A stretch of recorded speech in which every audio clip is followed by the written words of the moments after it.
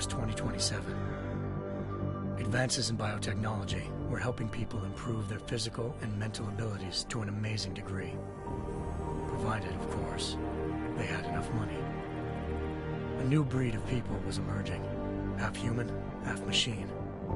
And in Detroit, at least, not everyone was happy to see it. I'd just landed a job as head of security at Sarif Industries, a cutting-edge biotech firm. David Sarif himself handpicked me for the job, said he needed me to keep his people safe. My ex, Megan Reed, was one of them. Brilliant neuroscientist, Megan had found a way to make augmentation safe and affordable for everyone. All she had to do was present her research to Congress.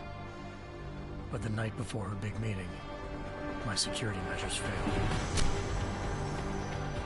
A team of Black Op mercenaries stormed into Sarif headquarters, massacring everyone in sight. 3 of the mercs were heavily augmented walking tanks. Their mission? Take out Megan and her team. I tried to stop them, but their leader tossed me through a plate glass wall. Last thing I heard as his bullets slammed into my brain was Megan's dying scream. I should have died with her. Only I didn't. High-end military-grade enhancements saved my life. The best augmentation Sarif's money could buy. It took me half a year to get a feel for her. Should have taken longer. But 6 months into my recovery, Sarif Industries was attacked again. This time, by a radical group of pro-human purists. Violent, militant, and fanatically opposed to human augmentation. They claimed to be members of Humanity Front, a non-profit organization that wanted the UN to limit biotechnology research. The thugs broke into Sarif's factory and found machinists working overtime on a top-secret military augment called the Typhoon. Sarif sent me to retrieve it, and when I did, I found one of the so-called purists next to it, wired with cerebral implants, trying to download its classified specs. Obviously, something more was going on. The AUG killed himself before I could question him. Sarif ordered me to dig deeper, so with the help of Frank Pritchard, Sarif's head of cybersecurity, I did. Turns out a second hacker had been controlling the AUG's actions from somewhere off-site. Pritchard and I tracked his signal to a secret FEMA internment camp in Detroit. The Black Op mercenaries were there. The same mercs who'd left me for dead 6 months before. Figured they'd try again when they saw me. Wasn't so easy for them this time. I took out the tank named Barrett. Even got him to give me a new lead. A penthouse apartment in China. Of course, we both knew it would be a trap in the end.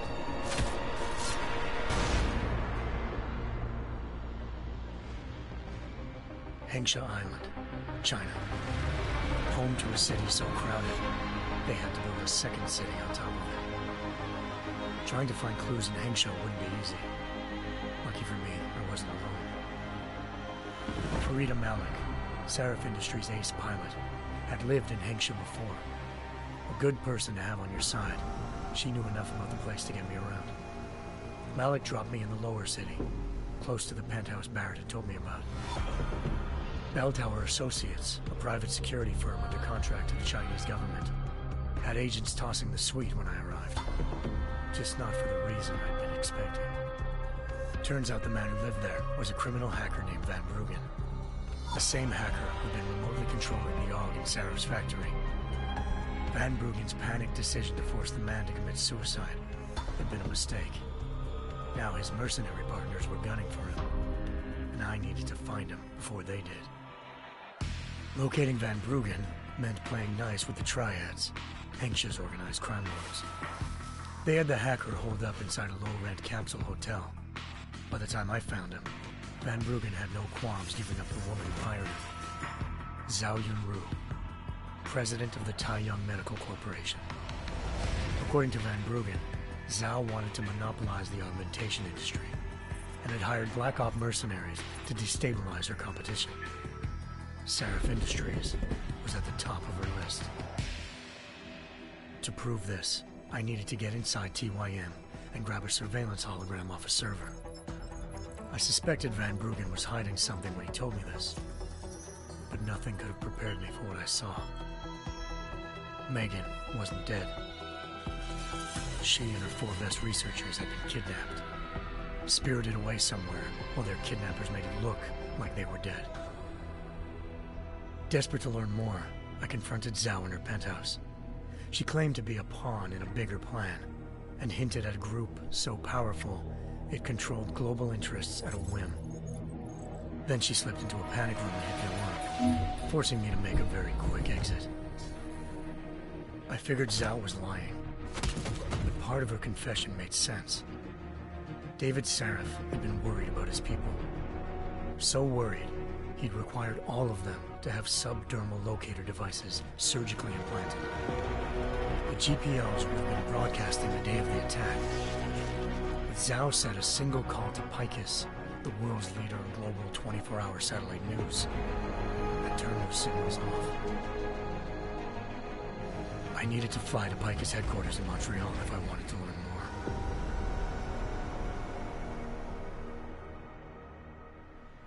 Eliza Cassan, Picus Communications' First Lady of News. Malik thought I was reaching when I told her Eliza was involved in this. The world's most famous news anchor, working with a mercenary hit squad. But when I confronted Cassan in her office, she freely admitted to jamming Detroit's satellites the night Megan's team had been taken. Said she's just been following her commands. I suspected she wanted to say more. But Black Op mercenaries showed up looking to shut us both down. And just like that, the Eliza I'd been talking to disappeared. The Mercs were led by an augmented killer I crossed paths with twice before, Fedorova, a woman who'd made silence her best friend. She waited for me to track Eliza's transmission to a secret server room underneath the Picus complex, then jumped me from behind. A deadly fight ensued. I made sure she never moved silently again.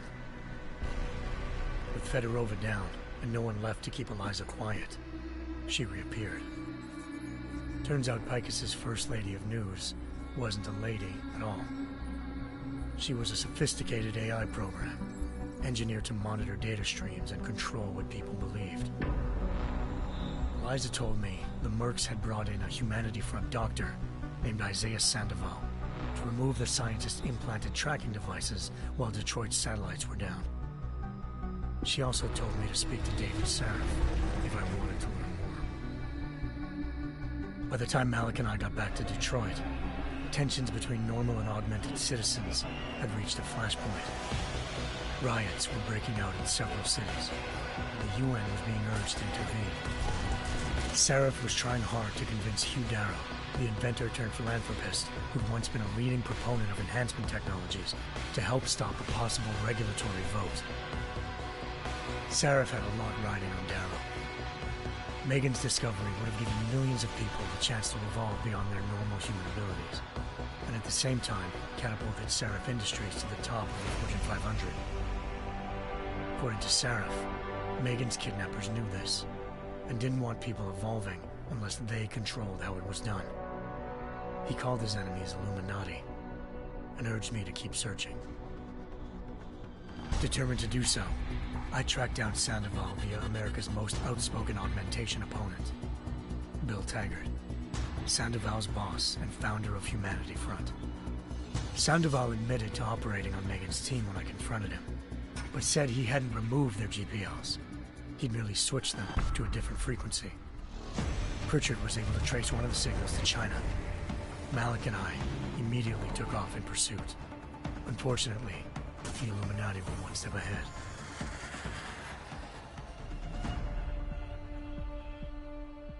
Ambushed. Shot out of the sky by Bell Tower Associates, seconds after entering Hengsha's airspace. Malik's piloting skills saved me. After a tense and bitter struggle, I escaped into Lower Hengsha. The tracking signal I was following led straight to the Triads, or more specifically, to the augmented arm of Tong Si-hung, leader of a gang of augmentation harvesters. Tong said they'd taken the arm off a corpse, which Bell Tower had left at their door, meaning at least one of Sarif's scientists was dead. Maybe not the rest of them, though. Tong pointed me to a port used for human trafficking and helped me slip aboard a bell tower ship. It was sailing to Rifleman Bank Station, a military base in the South China Sea. Bell Tower was holding kidnapped civilians as prisoners there, and using them to perfect the Hyron Project, a human-computer interface that left most of its test subjects dead. My search for Megan would have ended then, if not for a mysterious ally named Quinn. In exchange for my help exposing Bell Tower, he slipped me aboard a second ship headed to Singapore, and an Illuminati-run biotech facility called Omega Ranch. 3 of Seraph's scientists were there, forced by their captors to create a technology capable of remotely shutting down augmented abilities. Thanks to an emergency recall notice issued by the World Health Organization, millions of people all over the world already had the biochip installed. With the help of the scientists, I tracked Megan to a private section of the ranch. There, I ran into Yaron Namir, the walking tank who'd put a bullet in my brain the first time we met.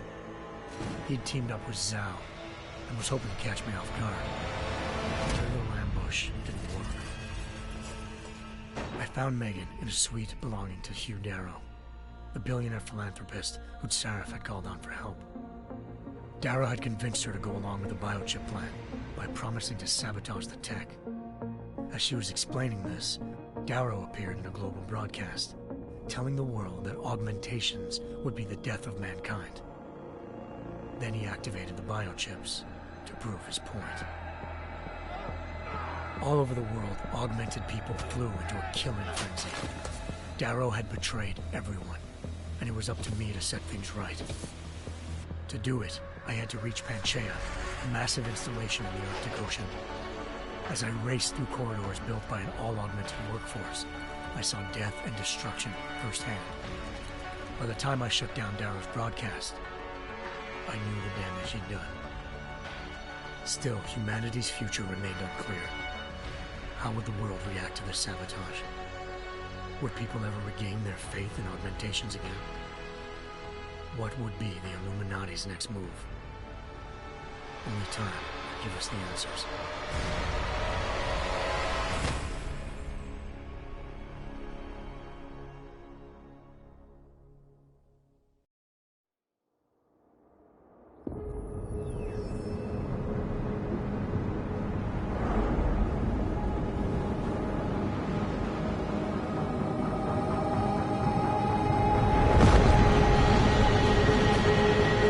I once thought I could save the world. Now look at it.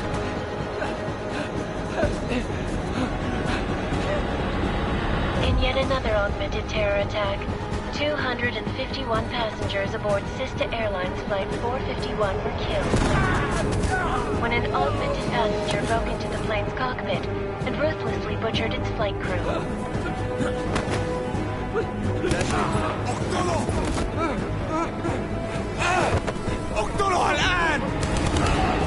Details recovered from the black box recorder suggest that the man may have been suffering flashbacks to the AUG incident.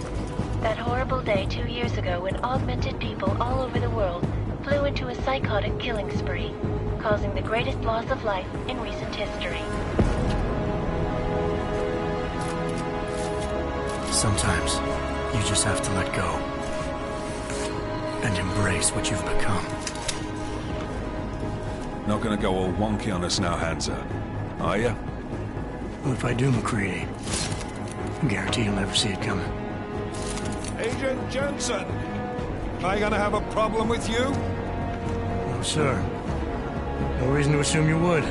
Good, because you are the only augmented operative on this team, and I intend to make good use of you. Listen up, all of you. We got a sandstorm barreling down our arse and we can't afford to make mistakes. We're going after this man, an arms dealer named Shepard. He's ex-Bell Tower, one of the Special Forces commanders who disappeared during the incident. And he's come out of hiding. That cannot be good. It's not. He's selling weapons and military-grade augments to terrorists. This is Aran Singh, the undercover agent who lured Shepard out of his hole. Best you see Interpol's got. For 3 years he's worked hard to get in tight with the Jinn, an Iraqi smuggling cartel that's infected the Eastern Hemisphere like a plague. Last week, our arms dealer sent a message to the Jinn, offering to sell them a shitload of black market merchandise dirt cheap. They told Singh to handle the buy. They're not gonna like it when Interpol disrupts their party. Singh's cover really that good? It is right now. We need to keep it that way. This is where the deal's going down. A half-finished high-rise hotel that's been abandoned ever since the incident. It's not a pretty picture inside. Let me guess. Most of the laborers were augmented with heavy-duty industrial rigs. So when the incident hit, and they all went schizo, things got gruesome real fast. And no one, except for some homeless junkies, have been inside the place ever since. So what's the plan, Director? Singh's meeting Shepard on the ground floor, inside the hotel's main atrium. He sent the bulk of his Jinn crew to the penthouse levels to secure a vantage point. I want McCready's team to take up positions overlooking the atrium and make the arrest. Jensen, you're going in solo from the roof. My objectives? Keep the Jinn from joining the party. As far as we can tell, only one route connects the atrium to the penthouse level, a halfway decent elevator shaft. Here. I want you to block access to it. Fine. Just cut me loose. Do you plan on relying solely on your augments for this one? I'd recommend taking a little hardware, just to be sure.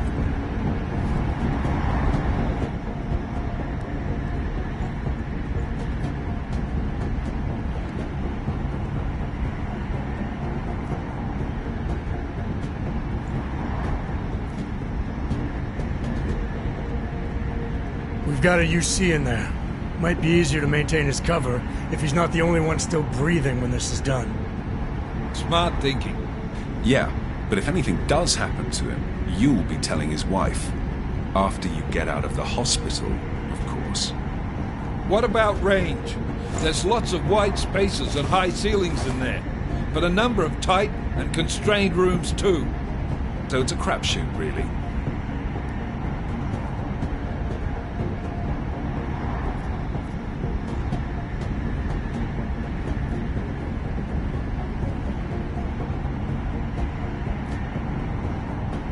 Well, I'm not looking to play dice with anyone in there. Give me something with distance.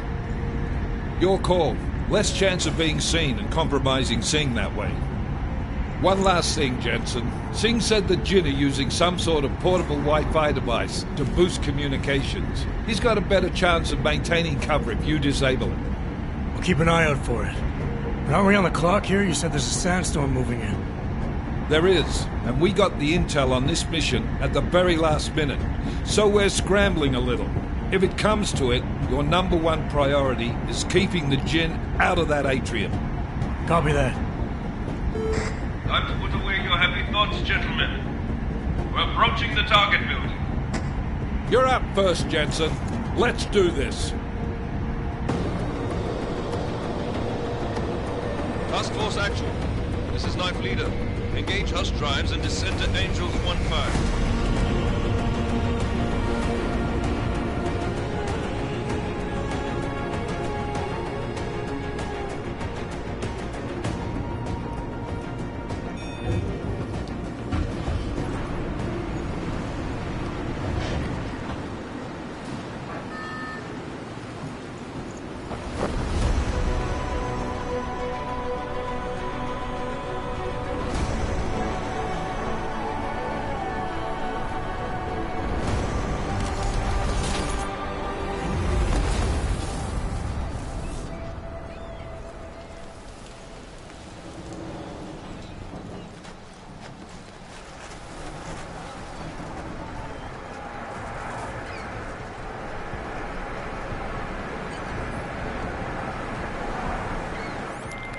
Team leader, this is Jensen. I'm on the roof. Solid copy.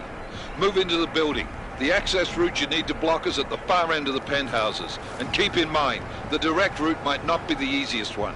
Roger that. McCready will advise once his team is on the ground. Miller out.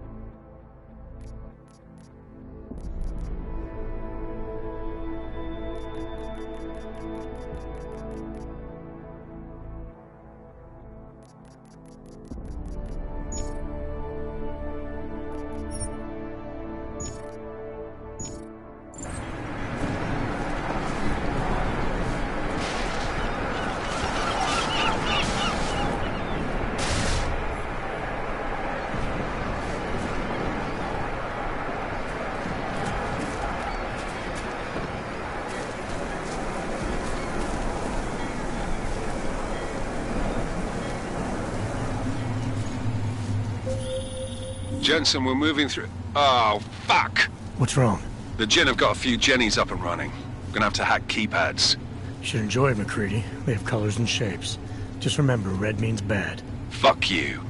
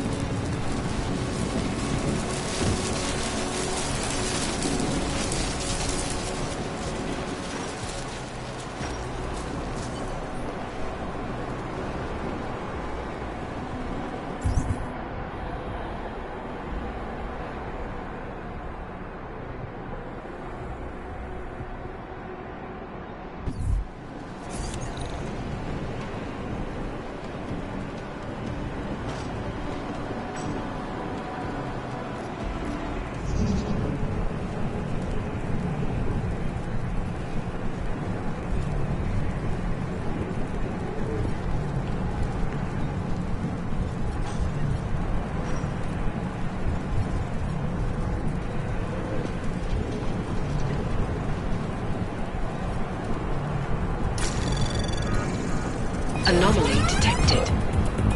Trace program initiated.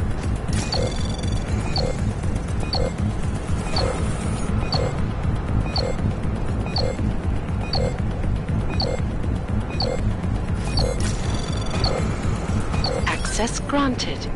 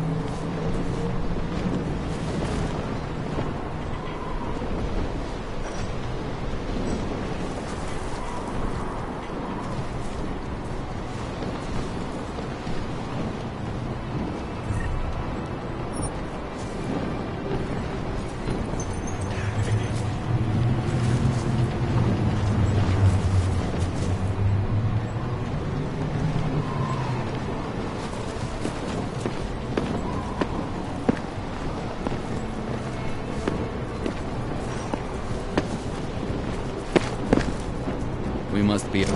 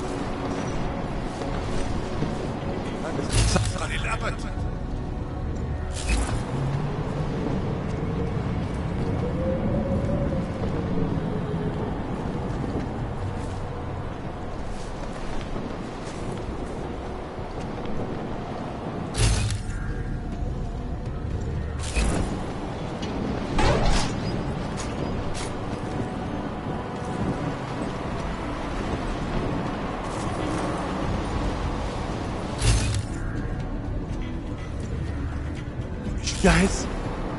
في اشي غلط طالما قدرنا قبل العاصفة الرملية. اقتلوا!